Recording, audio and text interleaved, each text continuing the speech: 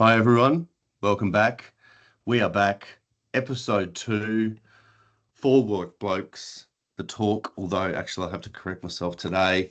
Jeremy can't make it, so it's probably more like 4 woke folks today, because we've got a special Very guest, good. but we're still, and I can't speak for other people, but I think we're all safely in the woke zone. But welcome back, because you loved the first session. We thought we'd keep going and see what happens. So thank you, everyone, if you're listening. As we start the session, I'd just like to acknowledge the traditional landowners on the land in which I am today, which is Bungaram land, which is the home of the Waka Waka people, the Jarowa and the Guyabal people, and just a little something we do in Australia to respect the traditional landowners on the land in which we're speaking from. And if you want to know more, you'll have to tune into the last episode because I don't want to waste any time on this one. But we spoke a little bit more about it then. But anyway, we are joined by a very special guest today. You might remember Sam and Henry and myself from last time. Unfortunately, Jeremy can't be with us in physicality, but he's with us in spirit, and he's passed a message on that I'll bring up into the chat as well. And our special guest is Shaan Ross-Smith from Australia, and very, very honoured to have you with us, Shaan. Thanks for having me. I'm really excited to actually be here and be part of this and to hear more from what you're all doing to change the world. Yeah, thanks, Shaan. That means a lot to me. And I think this started because we wanted to bring average folks into conversations about serious stuff. And Henry and Sam and Jeremy and I are all really passionate about a range of things that overlap in the weird Venn diagram brain that I have, but things like gender equality, violence prevention, um, positive masculinity, fatherhood, and just being generally woke, I suppose, in terms of giving a shit about other people and not just ourselves. So I think that's what brought us together. And we hadn't seen other groups having such conversations. And because I don't like to do things by halves, I thought, well, let's go global. Let's bring people together from all over the world. And already we've got, um, you know, well, this is our second conversation, so we'll see how we go. But we do have a lineup of people who have reached out to us and said that they'd like to participate. So that's kind of what we're all about. Today, I've titled the episode Accidental Ally Street, which is a bit of a dig at Accidentally Kelly Street by Frente. There's going to be a lot of 90s bangers references in the episode names, just heads up to All about anyone. that. So, and for the young ones listening, you'll just have to get schooled, I suppose. Google. So today I do want to talk about allyship, but as I said, we generally talk about other stuff too. We keep these episodes fairly unscripted because we want it to feel like just 4 average folks having a conversation. So hopefully we achieve that, if nothing else. So Henry, what's happening in your world? How are you? Everything's good. Business is moving as usual, end of financial year. So all companies are going a little bit crazy getting everything all together before then. But still, mission is still the same, just working with CEOs and, heads of state here in WA and, a little bit over East. And, it's bringing, leaders on that journey, really, of that equity journey and recognizing what that looks like and what that feels like. I always say that we're a lot more similar than we are different. So it's learning about these similarities and just bringing people on the journey and telling the stories. So everything's pretty good so far. Can't complain. Still blessed. Oh, that's beautiful. Good to have you with us, Henry. And Thank you. Sam, how are things moving in your space at the moment? Oh, it's very good, very good. Yeah, I hope the cow behind me is not too distracting. Although Sean was saying it makes her feel quite at home because one of her friends has a cow freeze behind them. So yeah, I mean it's a mad world, isn't it? It's I'm sort of interested in Sean's advice and sort of comments on how we do sort of change the world around us, because it does feel like a pretty bonkers place at the moment. And I think that the long shadow that some of our friends over the pond are casting in the UK, I don't know how that how that touches you in Australia or New Zealand, but that we do feel that here. So I think that need for some of us to do our little bit to change the world, or at least change the bit of the world around us, feels sort of more acute than ever. So yeah, I found the last session we had really good, guys. It was real therapy for me. So I'm hoping after a number of weeks of kind of crazy stuff going on around the world to get a bit more therapy today. And Shaan, particularly, it's great to have you here, and really looking forward to hearing more about you and your journey, and some advice for us on what we can do.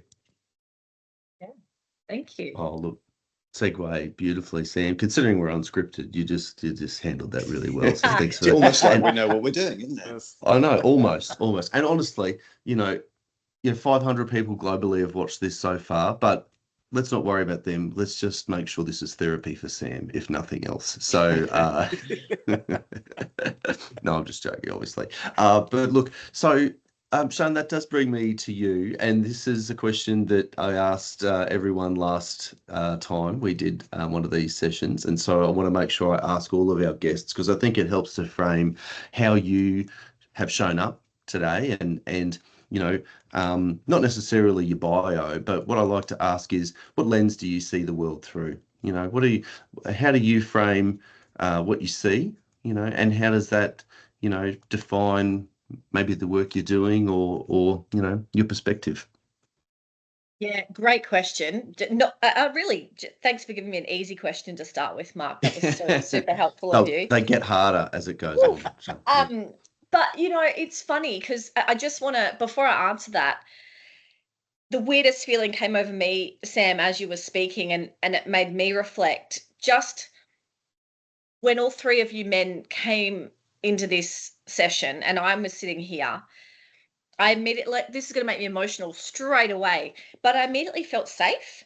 Like, I read behind you, Henry. Like, I know I should have done all of my pre-reading about who everyone was, but I don't do that.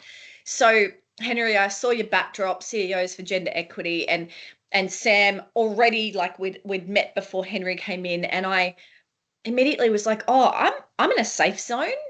And it was this weird thing that makes me feel emotional to go, wow, this is a really rare feeling. Like, I hadn't ever reflected that in my life until this very moment. Right, I'm on this call with three men who are doing gender equity work, and I feel safe. How cool is that? So I just wanted to share that with you. I think I'm not religious at all, but growing up, my mum used to say this thing every day, where she used to say, "There for the grace of God go I." And that's, Mark, if you ask me what lens do I see the world through, I see the world through that lens. Like, if unless everyone is moving ahead, unless everyone feels safe, unless everyone is being respected, then none of us are. Like, so but the weirdest thing is that I have that, but I also have this head full of optimism. Like, I genuinely still think that we can change the world. And I one day wonder whether that's going to fade. I don't know, but I'm like, I can feel it. I can feel that we can still change the world. I look at some of the heroes in my life, like Jacinda Ardern. I look at her and I think she did that. She came out and truly led with empathy and kindness as a politician. She showed the world that you can lead like that. That is what leadership is. And so I think when you see big, courageous acts like that, it makes me feel really super optimistic that we can definitely change the world. Yeah. So there for the grace of God go I, and eternal optimist. And thank you for creating a safe space for me to be. You're welcome. No, thanks, Shaan. That means a lot. And, as you're saying that, I suppose we got into this because we hadn't seen collections of men having conversations like this before. And, I think back to over the years, the events I've been to, and some of them would have been leadership events. Some of them would have been gender equality events, or related, or, and I've been to violence prevention events recently. And the majority of people in those, in the violence prevention and gender equality rooms, definitely the majority are female. And it's probably a 50-50 split in terms of leadership, a mix of genders, let's say, in the leadership rooms. But, when you spoke about a safe space, I did think about, and this came up last time in the conversation around safety and creating safe spaces, for women, about how safe women would feel in those rooms, like, in a room where, say it was all men, and it makes me sad that, every room's not safe. So even though we're virtual, I'm glad you feel safe. So that's beautiful. Yeah, it's funny because I think in the LGBTIQ space, we've done really well in having the rainbow representation. And people might call it tokenism, but I actually love it, because I see if someone's wearing a lanyard or a badge or something, it kind of says, hey, I'm cool with how you show up, I think in the gender equity space, we haven't done that yet. So it's still really quite invisible. And yeah, so things like seeing, Henry, your background, like those things are still, I was like, wow, that's cool. Oh, that's cool. I want to know so much about that. Mark, the way you always show up in different t-shirts, that helps me to go, oh, cool, he's cool. Do you know? So like, it would be really cool for us to come up with a rainbow flag kind of thing that sat around gender equity, that just helped me to know that men have done the work enough to stand with me on this stuff. I think that would be super cool. Let's come up with something. Yeah, that's a great. Yeah, I like that. It's a great idea. It's a great Let's do idea, it. Shaan. Mm. Yeah. Well, I look, was really. sorry, Sam, you go. No, sorry, Mark. I was just going to say. I mean, that's a lovely thing for you to say about it being a safe space. It did make me sort of reflect on the fact that most of the world, for me at least, as a kind of white straight guy, is a safe space, and I move through it with very little sort of consideration of issues about sort of safety or alienation or how people react to me, because I'm so used to just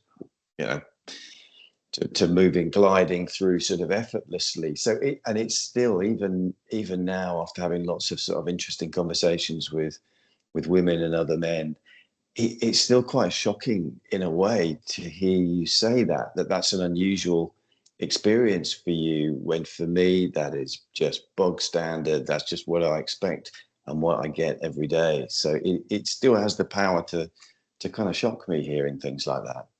Yeah, totally. Yeah, and it shocked me as I was saying it, to think that, because I suppose you become so accustomed to it. I don't know, Henry, it would be interesting to hear from you.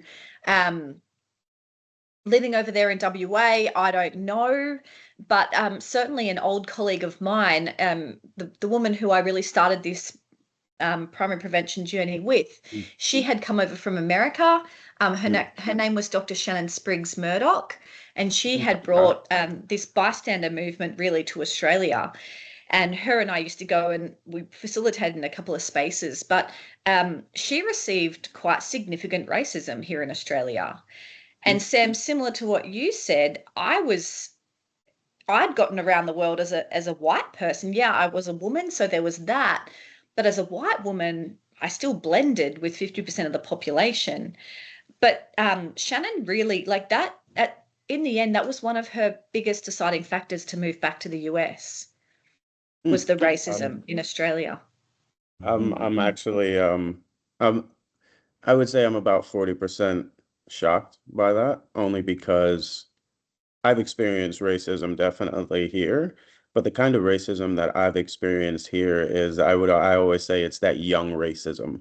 It's the I'm not educated enough to know better. So it's an ignorance kind of Yeah. racism. And it's, oh, there's progression now. We're not allowed to say that. Oh, okay. That's not a term we should be using. So it's more of that kind of racism, but then it's also I see a lot of the systematic barriers that are there where people kind of gloss over when you hear the terms of when you're looking for employment, when you're going on interviews and you hear you're just not the right fit. You just, there's just something about you that I don't think you would blend well with the group or, the team well. That kind of language, it's like, yeah, it's still there, but Yeah. we're kind of like trying to sweep it under the rug or trying to sweet talk you a little bit. Yeah. Yeah. But that's what I've experienced here, but I feel like there's more of a willingness to have a conversation. That's why I love being here, is because people are more apt to have the conversation, and I feel that I can make change a lot quicker because it's like I'm living in the past and the present at the same time. Yeah, that's cool. That's Mm. good. That's cool that you can, yeah. I like hearing that. So you're an eternal optimist too, Henry. Oh, I'm in good company. supremely, supremely. And I've always like, since you're on here, like I wanted to ask you, what has there been a moment in your life that kind of shaped how you have viewed things or kind of shaped your path on, really advocating in this space? Ah, absolutely. So I went to uni, did a psychology degree, and went straight to work in the prison system when I was 21. Mm, And I wanted to work there because I thought I can just help all these people. mm, And I was so oblivious to my own privilege. I just was thinking, well, I'm just going to help people do make better choices, not having any idea that actually, had I been in their position, I probably would have done the same things as some of the people that were before me in the prison system. And so, interestingly, though, I loved working with the prisoners. I loved that side of things. Absolutely loved it. But I was very much and very quickly indoctrinated into the patriarchy, very much. And I didn't see it. I thought, this is what you do now. This is a career. And if I want to survive in this career, and I chose it, then this is mm, just put up or shut up. That you just deal with it. So if you had have come in, any of you had have come in and told me that there was a patriarchy or that there was gender inequality, I would have been the first person to say, not here. Nah, mm, absolutely not. I didn't I didn't understand it. I didn't know about it. I was totally indoctrinated into that world. And when I say that, I say it with deep respect to my colleagues because, I loved my time there and I learned so much. But, the systems and structures of power were, yeah, I had no idea there was a world outside of that. And actually, Henry, someone came in and delivered the training I now deliver, which mm, is very similar to what you would do with CEOs. So mm, someone came in and showed me the continuum, showed me that, if we are not calling out jokes and language and we're not calling out objectification, we're calling in those things, and we're not looking at the continuum that leads to violence, that we're not only part of the problem, but we're also never going to get a solution. And it was that moment, I remember it. I'd taken a secondment to a domestic violence service. And I remember thinking, I thought I was part of solving the problem, but I was actually the problem. I was absolutely part of the problem. I was telling the jokes. I was laughing at the jokes. I was part mm, of the language. I victim blamed every other day. I was absolutely part of the culture. And it was like this light bulb, this epiphany, this amazing moment in time. And so I approached Shannon, who I referred to earlier, and I said, I have to come and work with you. I have to mm, undo all of those things I've just done. I need to now be part of the solution. Um, and it's fascinating because how do I know in that as a 21-year-old? Gosh, things could have looked so much different. All of mm, the people I thought I was helping probably was not helping at all. And so, yeah, like that's what led me to this. And I also think that I was working at the pointy end where the damage had already been done, lives had already been destroyed. And I'm talking about the victims and their families and their community, but also the person who did the harm. You know, everything had been destroyed. So I was like, how do I just get downstream and work on prevention? And so now working in corporate Australia, where I get to go in and have conversations not dissimilar to yours, Henry, where I say, you know what, if we can just call in Shaan when she uses that joke, and we say to her, Shaan, what do you mean by that? Or we start to do some of that stuff at this little end here, we may not get there. And that's looking out for each other, and that's wanting the best for each other, you know. And so, yeah, that's kind of what kind of brought me to the space I'm in now. I can't imagine doing anything else now. Having said that, I still sit on the Queensland Parole Board, so I still sit on matters and make a determination with a group of people as to whether or not to release someone. And I do that to always have a holistic view of the world around me. I think sometimes you can kind of get siloed or stuck in thinking if you're just working in one space. So I try and still keep in little spaces to understand the landscape of the world. But yeah, that's what happened to me. I was part of the problem. Yeah. Wow. That's fascinating. Yeah. And I mean that's fascinating. And I guess to hear that as well from a woman, because that feels like a very sort of similar experience to the one that I had, and perhaps we've all had, as to find that we're part of that sort of patriarchal structure. It's really interesting to hear you say the same thing from your perspective, how you were like conditioned and indoctrinated into that and found yourself kind of playing a part. Totally. Did you have a similar experience, Sam? I mean, yes. I think mine was sort of less of a light bulb moment. Mine was decades really of not thinking about this stuff at all, generally thinking I was a good guy, but and then just starting to have conversations with some of the women that I knew very well, but that I'd never had these conversations with, and people I worked with, friends, family, and just saying, you know, what have you seen? How have you experienced the world? And realizing that they were experiencing it in a radically different way to me, and that I was unwittingly, you know, even as a good guy, playing a part in that. Yeah. So yes, it feels totally different sort of experience, and my background is very, very different to yours. But yeah, similar sort of realization that if you're not part of the solution, you're very much part of the problem. Yeah. Absolutely. I love that. You woke up. I love that. That's a great story. And to be a part of this, like the system, and to be in a profession with a system that's built the way that it is, and then waking up in it, that's very, very powerful. And that must have been very, very difficult to navigate. Yeah, Henry, to this day, I still reflect on moments in time where I go, wow, I really got, you know, again, there's the privilege part of it, you know, and then there's the gender part of it. Like there were so many parts to it that, yeah, I still reflect on my time there and think, gosh, what a gift it would have been for me to have learnt this stuff earlier. Imagine if at university doing a psychology degree, we had a whole host of stuff around gender equity, and not just gender equity, but equity more broadly. Imagine what I could have done with that. You know, it's a shame that you have to get this far in life for us all to know this stuff. You know, why isn't it built into our education system? Well, I know, Mark, that's what you're trying to do, right? But that's the importance of it, because I wanted to do the right thing, Henry. Like I wanted to do the right thing.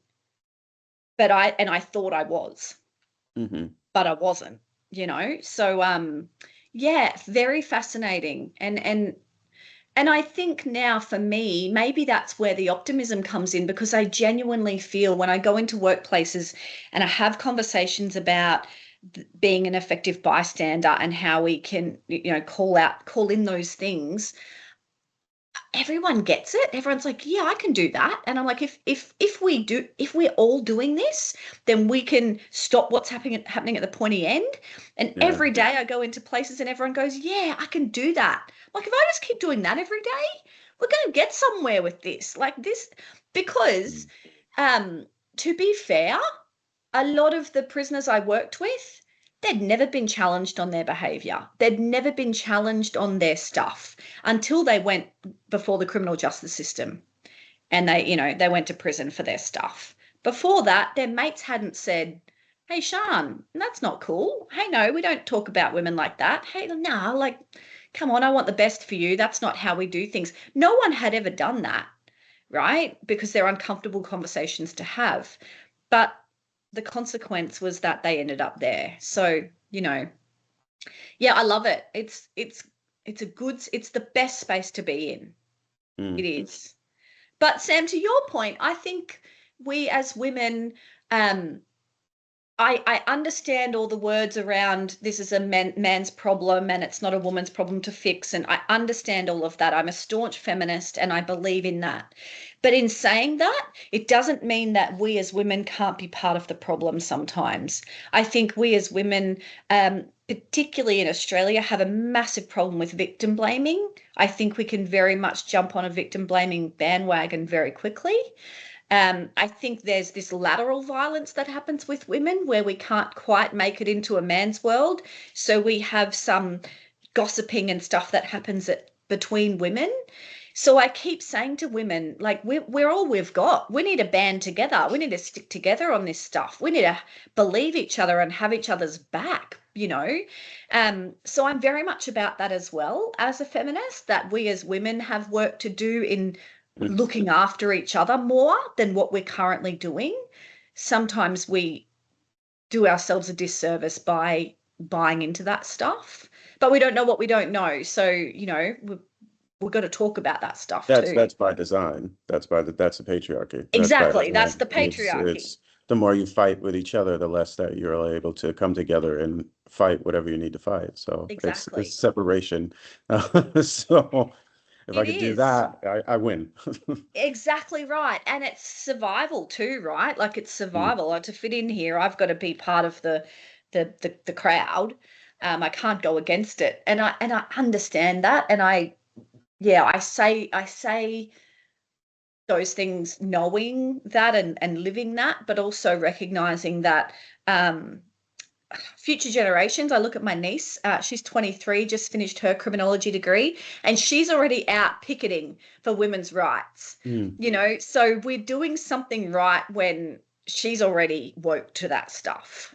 You know, we are shifting things, and you would never catch her doing this victim blaming stuff. So yeah, I think we're progressing. That's There's brilliant. progress.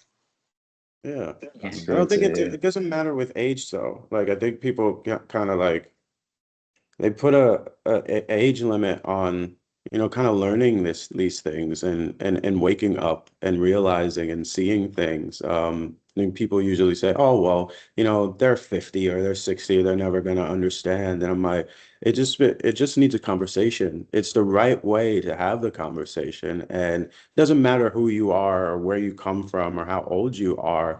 You can always wake up and it's not about how you begin, it's how you finish, right? So as long as you learn it, that I think that's the best way. And then once you learn it, then you start spreading it. This is how this works. When did you learn it, Henry? I learned it very, very early. And I'm still learning.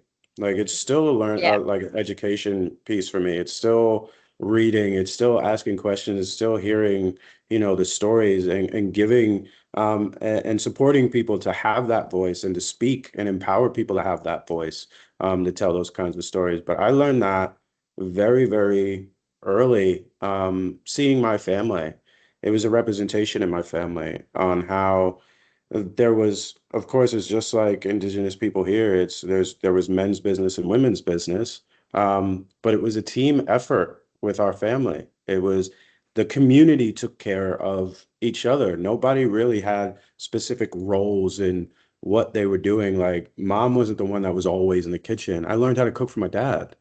My dad was like taking care of us as well. So it was my dad worked nights, my mom worked in the mornings, and every time they would come home, it was a handover, it was a switch. So Yep. it was just teamwork. So I didn't know that anything was different until I started going to school and I started seeing other families and people saying things and saying, "Oh, that's not how it's supposed to be. That's not how you're supposed to do that." So growing up different, pretty much. So when I How cool stepped is out, like that? now I'm like, Yeah. I don't subscribe to all this. This is not how my life has been, you know? So good. So good. Your parents were, leading the way. Well, it was everybody in the family. Like my grandmother was, the leader on that one. Like when she spoke, everybody just shut up. Like she was the head of the family, and what she said went. So everybody followed suit. She had six boys and two girls. So the boys all listened to mom and executed the plans. That's so cool. That's just how it was, and that's how it was for all the women in my family as well. They were the ones with the ideas, ones with the support. They took care of the family, but they also gave opinions and insight on direction of family and how we should do things. So it wasn't just, oh, stand in the corner and you shut up. It's no, we come to the table, we're all family. What are we going to do? And then there's one person that does execute it, but everybody has a say. Yeah, that's so cool. Oh. That's so cool. So that's my Beautiful. privilege. That's That's how I so know. cool. And I want people to know, like, don't. Privilege isn't a dirty word. It's Yeah, just a no, recognition that you have things that you don't have to worry about that others do. But once you that's right. know that, it's like, what are you going to do with it? Yep. Like, are you going to keep it to yourself, or are you gonna make sure that others are okay? Yeah, absolutely. Mm. Absolutely. I love how you said that, Henry. Like it's not a dirty word, right? But it's that recognition of, yeah, what I've had and safety, a safe home for me to grow up in was something that, when I, especially getting into the prison system, I recognized really quite quickly that 99% of the people I was working with didn't have that. They did not have that. Yeah, it was huge learning curve. Yeah. Mm, I love it. I'm just enjoying the moment. Sorry, team. I just, these I have two so many gents, questions though. from around the world that I've connected with somehow. And Shaan, you've been such an inspiration to me over the years. And I think, your work in that bystander space, definitely was another straw on the camel's back for me, in my journey to where I'm at now, in terms of like, what are you going to walk past, and the whole standard you walk past is the standard you accept kind of thing. And that's why I don't really shut up these days, is because I just don't walk past much anymore, because it's kind of like something happens, and then even if I do kind of think about not saying anything, I think, what sort of person would I be if I didn't?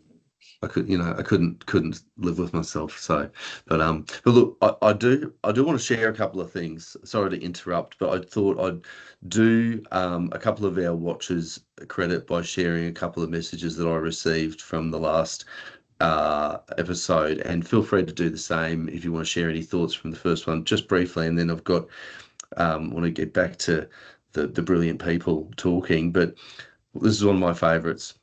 So quoting here, so F-bombs, right? Not mine, someone else's. It was fucking ace, Mark. We need 100% more of these, please.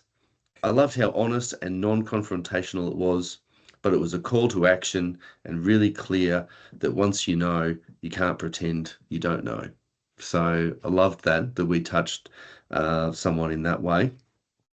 And I wanted to share this other one because it's the shirt. It's a segue into the shirt, and I'd like to say for anyone watching or listening, my views aren't necessarily all the speakers' views, right? So let's, we might be getting into some spicy territory, right? Right, here we go, Mark. Right. But so someone sent us a very complimentary message saying, love the episode. But I'm going to quietly bring up the elephant in the room because there are toxic things happening in the current climate.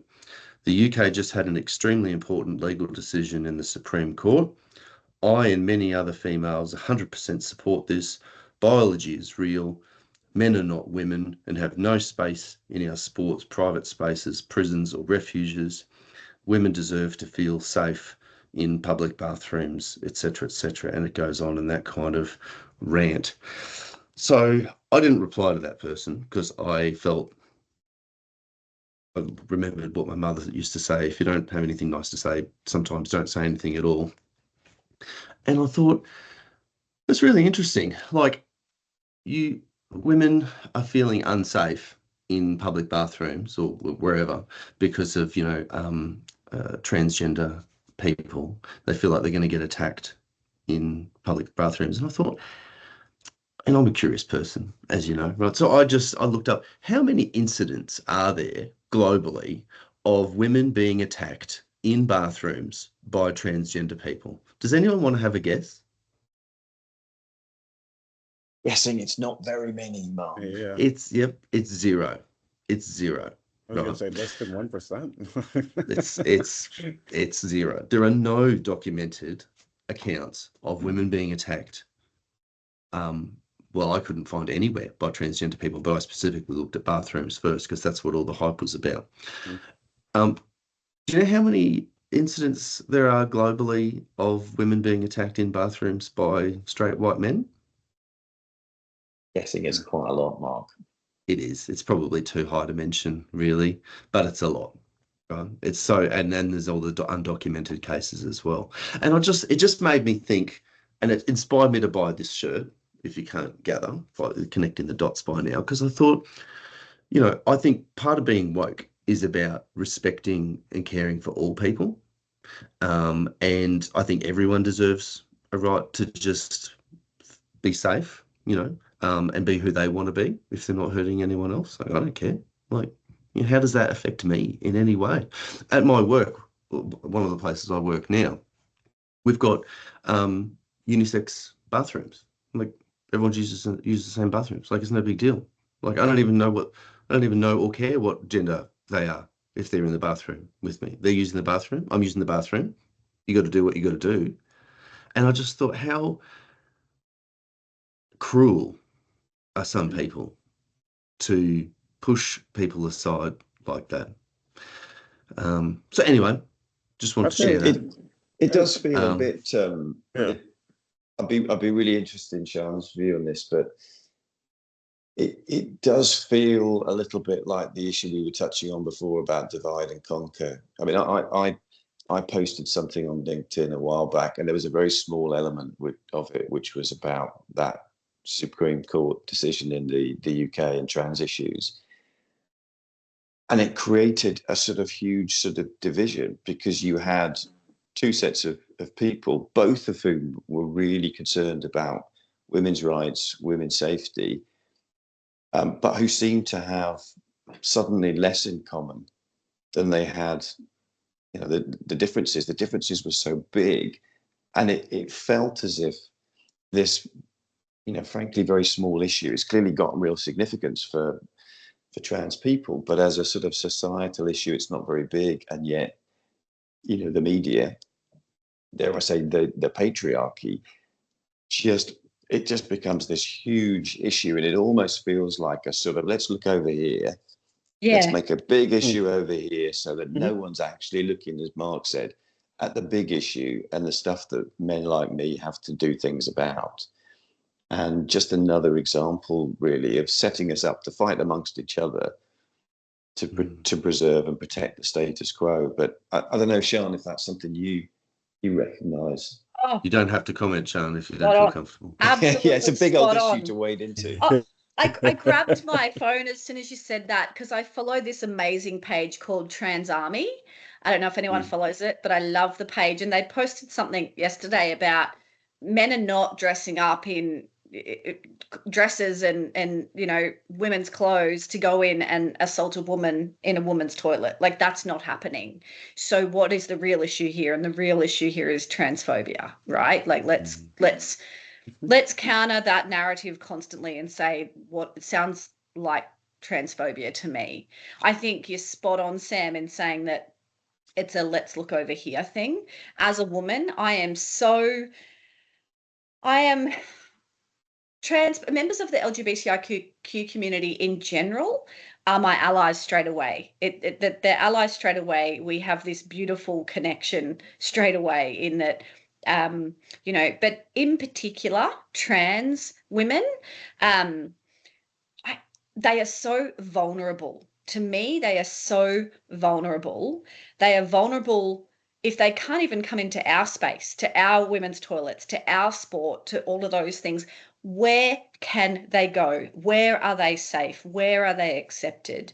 I have a beautiful friend of mine who is a trans woman who I adore deeply, and I've known her since she was at school. And when she was transitioning, she was at a religious school and she was transitioning during her schooling. And I thought, this is going to go really pear-shaped, right? It was a really staunchly religious school. And you could only imagine, I was like, this is all going to end in a disaster. They were incredible. They said, give us over the Christmas break, and when we come back in the new year, we are going to sort this all out. They changed all of their toilets. They changed all of their uniform policy.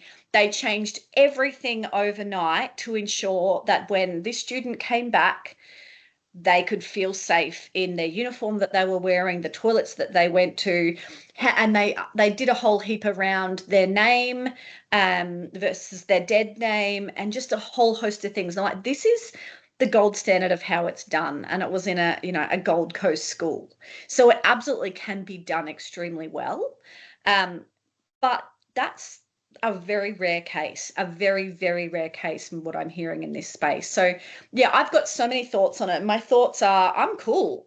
Like, I don't really play sport. I've always been terrible at sport. I can dance my way out of things, terrible at sport. But if I did play sport, I would, I just don't understand why trans people would absolutely not be welcome to play sport alongside me. I just really don't understand. Yes, I don't know. It's a diversion, don't you think, Henry? What do you think? What everybody's been saying is kind of spot on. So, I always approach the conversation because I hear this, I hear it pretty often. And when I'm confronted with conversations like that, I actually like those kinds of conversations because it gives me an opportunity to learn about where they're coming from, why they're saying what they're saying, because we're not born this way. Like, how we think and how we are and how we treat each other is not how, if you come from a space of hate, that's not a birth behavior. So it's learned from somewhere. So I want to get down to the crux of where this is coming from. And most of the time it's coming from a place of fear. Yeah. So if there's a fear behind it, I always equate it to other things that have always happened. As a Black man, the same things they're saying are the same things they said about, my culture, my people. So it's, oh, you're not allowed in that bathroom. You can't play that sport. Yeah. You can't do this. You're not allowed to do that. So that resonates with me. But even bringing it back to a human experience, it is, at the end of the day, like, they're human beings. Like, imagine yourself waking up, and realizing and feeling that you are not in the body that you're supposed to be in. Imagine going through life having to hide who you are. Me being as Black man, I've had to code switch all my life. I've never been able to be fully me. So that resonates with me. Yeah. A human experience, right?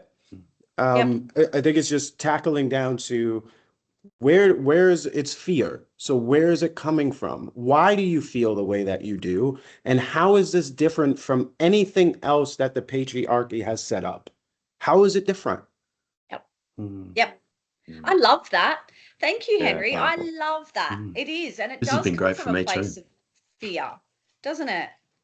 Oh, Yeah. it's always fear. And that's the biggest concern. And I'm like, I'm not trying to change people's, you know, religious beliefs. I'm not trying to change you as a person. I just want to learn where does this come from and why you feel the way that you do and why you feel this way towards, at the end of the day, they're people. So why do you feel this way towards people in general?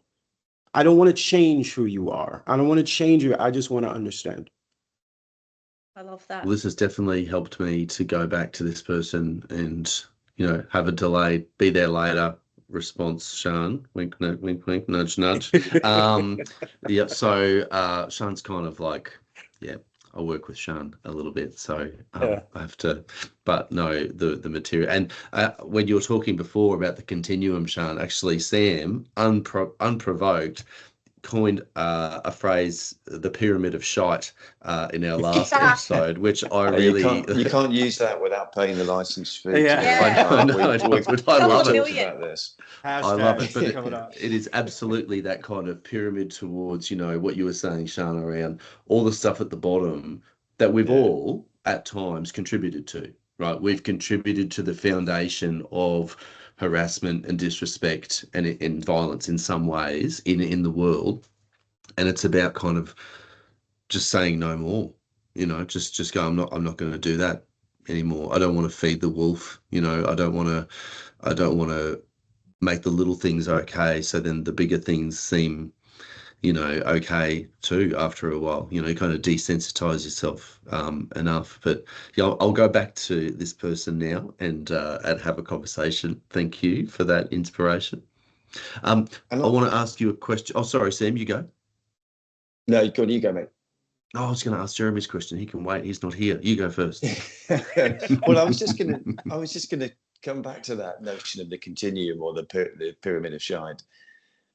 And I have had some, for me, that makes complete sense. And that was a real moment of just being able to draw a line between a link between everyday experiences that I have and I participate in and things that are a bit more unimaginable for me, you know, sort of terrible abuse and and both the responsibility that you have, therefore, where there's that link, but also the power that you have to do something about it. But I have had some people come back to me, I think they've all been men, and said, you know, I don't get it. I don't think that I've not seen any science that sort of links the two. You can't equate, you know, guys having a bit of banter in the changing room after a game of football and rape, abuse, whatever it is. So I was kind of interested in your experiences within that whole sector and that world of whether you've seen that link, how that works. Oh, I love that question, Sam, because that's exactly why. So I've worked for the last 20 years. I worked one night a week up until really recently on a men's behavior change program. I don't even like the term. I don't like it called a men's behavior change, but just for purpose of everyone knowing what it is, that's what we do. 27-week program for men who have been convicted of using domestic violence. And when so 27 weeks with these men is a very long time, and it amazes me that the continuum plays out right in front of me each and every week. So, you know, it's a rolling program. So people are coming in at different points. Someone might be at week 17, someone's at week 1. They'll come in, a man will come in on week 1 and he'll tell a sexist joke straight away to build rapport with other men. And then everyone laughs along. And then there'll be a man that's kind of further along that has heard some of the stuff we've talked about and has said, oh, nah, bro, we don't tell those jokes here. And then so when I talk about the continuum, I talk about rigid gender stereotypes. talk about sexist jokes and language, talk about biases that we have and stereotypes. And then we go on to victim blaming and sexual harassment, sexual assault, DV, all of the things at the pointy end. The rigid gender stereotypes play out. You see them, you see, and you ask questions about, tell us about your upbringing, tell me about your family, tell me what was happening, and everyone's got stories of when I fall off my bike, Dad would tell me to toughen the fuck up, get the fuck up, girls don't cry, don't be a pussy, don't be a wuss. So I learned really early on that I didn't want, like, being called a girl was a criticism, and I didn't want to be anything like that. And I wanted the approval of my father. And the way in which to get that and to gain his love and respect was to be what he perceived, well, the stereotype of being a man, right? Which is tough, strong, not showing emotion, being the boss, being in charge, being aggressive, all of those things. And so you see it all play out in the room, but you hear their experiences and their stories. And then you see them tell the jokes and use the language, and you see all of those things unfold before your very eyes. And so what I love about being in that room with the men, and this isn't part of the curriculum, this is where Shaan goes off script, is to help the men to understand, not to take away from holding them accountable for their behavior that they chose to use, but to help them understand the patriarchy more broadly, the world in which they've been raised in, to help them see that, and that doesn't work for young boys and men. That's actually done you a disservice. And to hold both things in the room for those men, to help them grapple with that and understand it, and come out at the back end really with a great understanding of how the world hasn't served them well, and certainly hasn't served their relationship well, right? Like a beautiful friend of mine, Matt Brown, will say these men end up bleeding over women who never hurt them, right? Because all of their unresolved trauma, and that trauma that comes back to very young ages of being told to toughen the fuck up, get the fuck up. So yeah, I see it happen in the room, Sam, which is why when I go into the corporate space and I can so hand on heart preach the continuum, because I know that had these men known this stuff and had the opportunity to learn this and to see how it was impacting them, I can hand on heart tell you most of those men would not have ended up in the prison system. Absolutely hand on heart. And I don't need the research. I don't need the data, even though it's there. I don't need any of that. I know it because I see it every day. Yeah, it's so powerful. So powerful. That's Thank yeah. you. I'm sorry. There be common threads between like all of them and their dads, like if their dads were around, or the common language that they all use. Is there any similarity? Oh, interestingly, great question, Henry. Interestingly, there's either fathers that did that or there was an absent father. And so they made up the idea of what it meant to be a man by popular culture, by the movies they watched, the songs they listened to, the games they played, the world around them, pornography that they watched. And so then when you think about that, that absolutely feeds into the patriarchy as well. The common threads were absolutely trauma. I'm yet to meet, probably a couple of men in the room that didn't talk about significant childhood trauma. So that absolutely was a similarity, and I've been doing it such a long time that I know in Australia in particular, we have a really punitive approach to men who use violence, right? We want to lock them up, throw away the key. But when you're sitting there for 27 weeks with these men and actually you get to see them through a lens of this little boy that was yearning for love and connection and acceptance from their father, you see it's a whole different, the way that you want to approach it looks completely different. So for me, I separate the two things out. Absolutely, they need to be accountable for their choice of behavior, because not everyone that's gone through trauma has chosen violence. It's absolutely still a choice, and so I make sure that everyone understands that. However, imagine if they had have been nurtured. Imagine if the gender stereotypes weren't there and we could do the work around that. Imagine if they felt safe in their home. Imagine if they were accepted for who they were. What could they have been that really, you know, and so showing them that they can still be the best version of themselves. Most of them are fathers now, you know, and haven't had access to their children for a long time for the most part. So empowering them to show up as the best father and to break cycles, and you know, that's I have a deep passion around that stuff. But yeah, I certainly see a very different, a really hollow man that walks into that room, that puts on a front, but underneath it is yearning for love and safety and connection. Yeah. Super But trying to interesting. live up to those expectations as well would be kind of difficult. Like when you don't have that kind of, you know, education in your house or learning it from somewhere else, it's what like the world is telling you that you have to be this in order to be a man, and not being able to live up to that. Like imagine what would go through their heads, and you know the anger that would start coming out of them knowing that they can't reach that. They can't reach it. Yeah.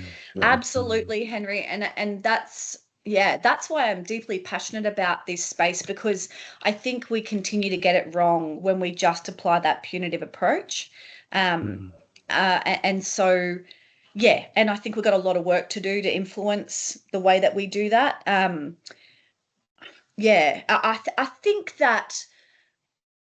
think as well that if we can equip everyone else with this stuff, if we can be doing this more broadly, like the work that you're doing, Henry, already, I think if it can come from workplaces and communities and everywhere, then at least we can counter the narrative that maybe they're receiving in the home. But I think in days gone by, there just wasn't the counter narrative. So they weren't, you know, and even if they went to the pub with their mates and they said, you know, my missus is really pissing me off, their mates weren't equipped with the language to say, well, tell me what's going on with that, you know? So that's why I'm passionate about this stuff. You having these conversations, men joining these conversations, being raw and real around this stuff, because that's definitely, and I feel a great privilege to be the only woman in those rooms with those men. So I co-facilitate them with men. And there is a great privilege to being the only woman when men let their guard down. Like there is that is an absolute honor. That normally doesn't happen. It normally doesn't It's like, happen.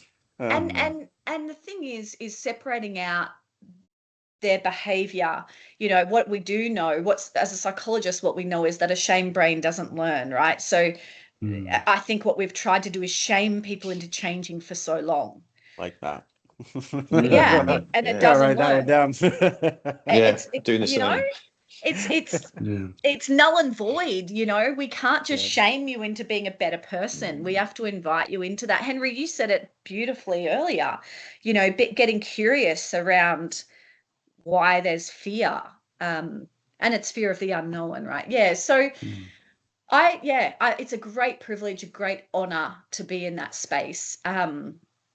And I can also say, and I know it doesn't matter because I'm probably outcast anyway, but, you know, I haven't met many of those men in those rooms that set out to ruin people's lives, right? Like that was intentionally what they wanted to do. And so I genuinely go in with this respect, but a deep respect that we could all, you know, they want to be the better version of themselves. And so it's an honor to go on that journey with them. Yeah, love that work. I couldn't have scripted it better, Shaan. I'm so appreciative of your time, and you've schooled us, and I'm inspired. I hope everyone who watches this and listens is inspired, and hopefully you're already following Sam and Henry and Jeremy and I, but please follow and connect with Shaan. She is amazing, even more inspirational in real life, if that's even possible. But I really appreciate it. And as you were talking, Shaan, you know, obviously, as you know, I'm very passionate about the dad space as well, and, you know, the school space, and, you know, to think about, you know, and I was tearing up a bit. I might go again in a minute because I'm a bit of a softie, but like, what if we could go back in time when all those men were little boys and just stop it, just Yep. stop the cycle, you know? Yep. And I see boys getting yelled at on the sidelines, you know, and I think, ooh, what's that going to lead to later, you know? Yep. Because I coach football, in case you Yeah. didn't know. So yeah, look, anyway, sorry, bit of a softie, because as you know, I've got 2 young kids myself, so it's all pretty close to home. And I think, you know, I don't know if you had a call with Jeremy before this, Shaan, but you've pretty much answered his question anyway. So I'll read it out because I want to respect the man. He's one of the brilliant people who brought us together. But he was really keen to connect with you and understand your views on how to take a more holistic approach to tackling some of society's problems, like, you know, men's violence against women. I think you've covered off on that really well in terms of how it's the little things, it's the big things, it's prevention.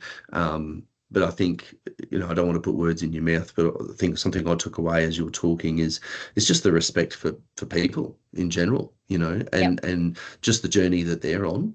And I think if we were all more respectful to people, a better ally, looping back to the title, see what I did there? See, I'm almost professional. Yeah. Then, you know, hopefully the world will be a better place. There's all sorts of stuff Totally. happening. You know, look at the Greta Thunberg stuff and the Oh, you know yeah. Trump and Musk stuff, and you know, it's just But it's lovely to have these chats with other optimists Yeah, because it keeps absolutely. me going. And I Therapy, hope it's lifted. Mark. Hope it's How lifted you, amazing's Sam. Greta? That's right. Yeah. Shout out to Oh, Greta. She's yeah. honestly, if only I had her Guts. courage. Guts and She's then some. Yeah. Can we get her on She's- next week, Mark? Yeah, I'll see what I I can mean, do. Shaan's a tough I'll act to follow. but yeah, you Greta, know, maybe. you got Greta on, absolutely. No, yeah, she's inspiring. And yeah, to answer that question, Mark, it's intersectional for me. You know, there's a real sense of safety when you hear that someone's allyship is intersectional, when you hear that they are about women's rights, trans rights, you know, everything rights, which is being a good human. Just be a good human.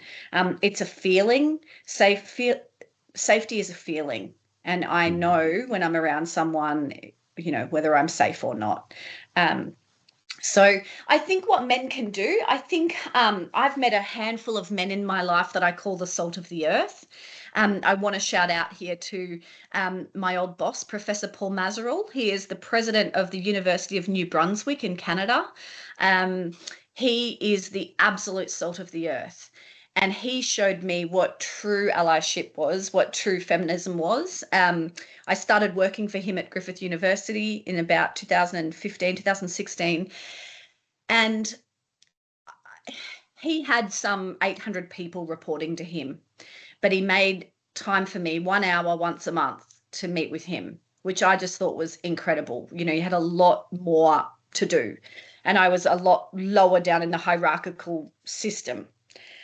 He made that time. During that hour, he didn't look at his phone. He didn't read something else. He didn't have to quickly, he never rescheduled on me. He met with me. We met in person. We sat down.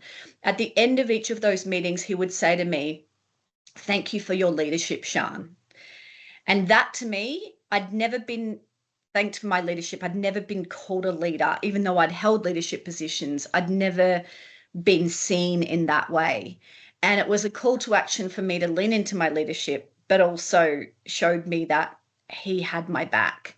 About a year on into my career, he brought me in for my performance review and he said, "Are we paying you enough?" And I'd practiced that I was going to say no to that question. I'd practiced what I was going to say. I was going to say, "I need this amount of pay rise and this needs to happen." And when he asked me that question, I said, "Yes, absolutely. I love it here and it's amazing and I'm so passionate." And then he said, "I love that about you, Shaan, but go away and have a think about that and reply to me when you've had a bit of a think." Seeing that, you know, as women, we're incredibly uncomfortable with those conversations because of the patriarchy, Henry. We've been conditioned to not have conversations about money.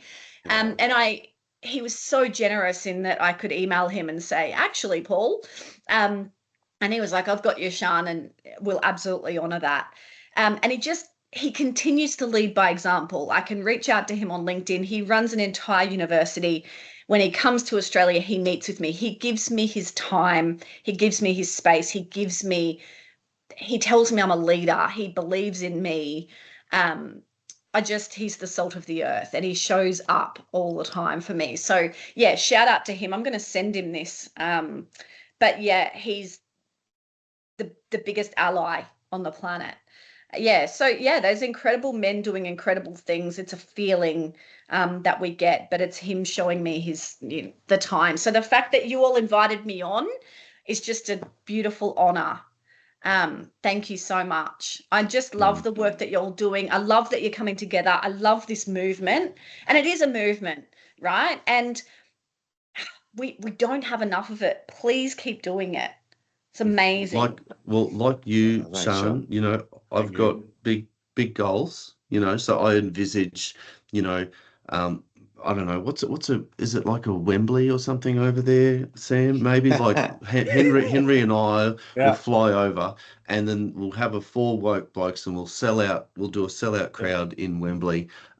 So, you know, somewhere between now and that, I don't know. What would be the right facility over there? Just so I'm referencing it I think correctly. Wembley is good. I think Wembley's good. Yeah.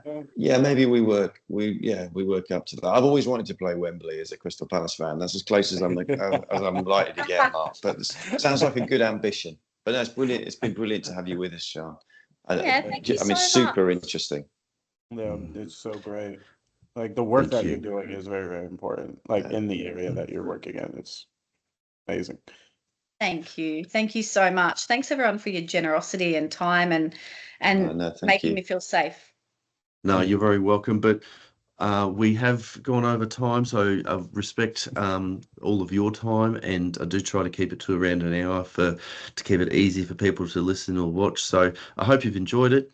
Let us know either way, and keep an eye out for next time. Give it some love if you see it, and it'll help us to keep us going. And if you are a wealthy philanthropist and you want to fund this that we do for out of our own time, get in touch and let's take it even bigger.